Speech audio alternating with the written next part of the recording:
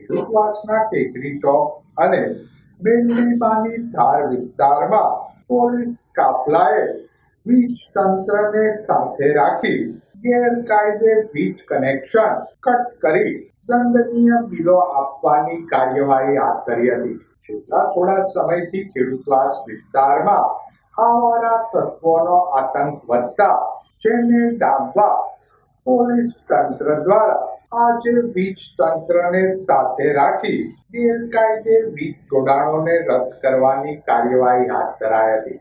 Bokaro police મથકના કાફલાએ drone દ્વારા surveillance કરી શહેરના ખેડૂતવાસ વિસ્તારમાં આવેલ ટેકરી ચોક અને મેરડીમાની ધાર વિસ્તારના 24 મકાનો પૈકી 7 મકાનોમાં ગેરકાયદે વીજ જોડાણ મળી આવતા જેને કટ કરી રૂપિયા 6 લાખનો દંડ ફટકારાયો હતો.